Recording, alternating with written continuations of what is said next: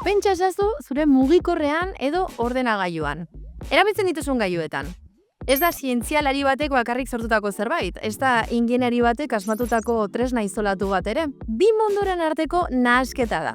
Zientzia eta teknologia. Eta horixe da, hain zuzen ere, teknozientzia. Baina, zer da hori zehazki?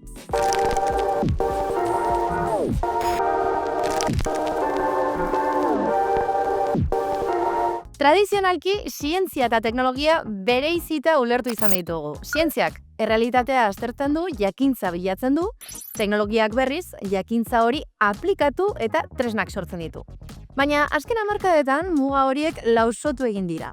Gaur egun, ikerketa zientifiko asko teknologia garatzeko egiten dira. Eta teknologia berriek aldi berean ikerketa zientifikoa bultzatzen dute. Biak batera doaz, elkar elikatzen. Horregatik esaten dugu, bizi garen garaia teknozientifikoa dela. Teknozientzia ez da soilik bi diziplinen arteko lankidetza. Ezagutza sortzeko eta aplikatzeko modu berria da, eta bere ezaugarririk garrantzitsuena da, ezagutza ez dela berez helburua. Errealitatea aldatzeko tresna bat baizik. Helburu nagusia ez da jakintza neutroa edo unibertsala lortzea, baizik eta produktu komertzial eta erabilgarriak sortzea. Hortaz, ikerketa prozesuak gero eta gehiago antolatzen dira emaitza errentagarriak lortzeko. Baina noizik da horrela? Ez da kontu berria. Bigarren Mundu Gerraren ondoren sortutako zientzia handia, Big Science delakoa, funtsezkoa izan zen teknozientziaren sustapenean. Makroproiektu zientifikoak hala nola Manhattan proiektua edo giza genoma proiektua estatuen eta interes militarren eta industrialen arteko lankidetzan oinarritu ziren. Horren ondoren, enpresek gero eta pisu handiagoa hartu zuten ikerketaren norabidea zehazteko orduan. Eta ezagutza publikoaren ordez, privatizatutako eta ustiapen ekonomikorako pentsatutako ezagutza nagusitu zen. Horrek erronka eta arazo ugari dakartza berarekin. Esaterako, nork aukeratzen du zertan inbertitu ikerketa zientifikoa? Zein interes ekonomiko edo politiko dago atzean? Eta zer gertatzen da teknologia horiek arriskutsuak direnean? Hala nola, adimen artifiziala, energia nuklearra edo genen manipulazioa. Sektore oinarrizkoagoei ere eragiten die gaiak. Zein komunitateren beharrak hartzen dira kontuan? Zein ahots entzuten dira ikerketa prozesuetan? Zientzia eta teknologiak mundua alda dezakete bai, baina ez beti norabide honean.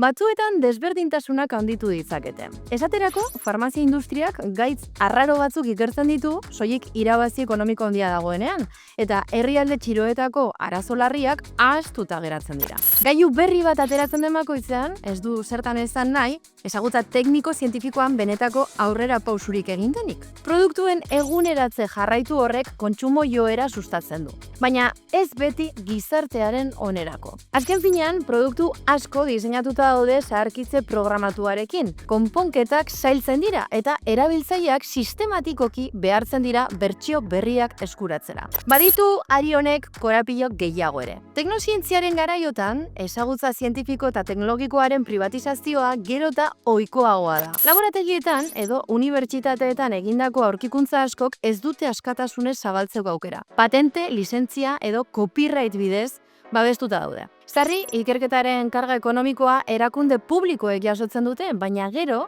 horren onurak, privatizatu egiten dira. Esaterako, aldizkari espezializatuen sarea multinazional erraldoiek kudeatzen dute. Eta unibertsitate publikoek haiei ordaindu behar izaten diete, baita aurrez eurek diru publikoz ekoiztutako ezagutza sarbidea izateko ere. Horrek ezagutza eskuratzeko aukera mugatzen du. Batez ere, herrialde pobreen edo baliabide urriko komunitateen kasuan. Horren aurrean, zientzia irekiaren eta ezagutza librearen aldeko mugimenduak sortu dira. Eta horren guztiaren aurrean, zein da gure papera? Nork du ardura? Teknozientzia ez da soilik ikertzaileen edo zientzia erakundeen kontua. Gizarte osoa da parte hartzaile eta aldi berean eragindako subjektua. Herritarrak ez dira soilik erabiltzaile pasiboak.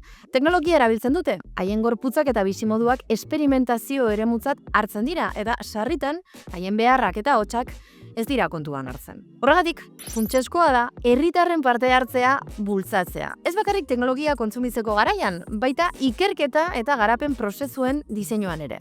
Ezagutza zientifikorik gabe ez dago garapen teknologikorik. Hori jakina da. Baina 21. mendean kontrakoa ere egia da. Askotan oso garestia den teknologiarik gabe ez da posible ezagutza zientifikoa ekoiztu eta zabaltzea.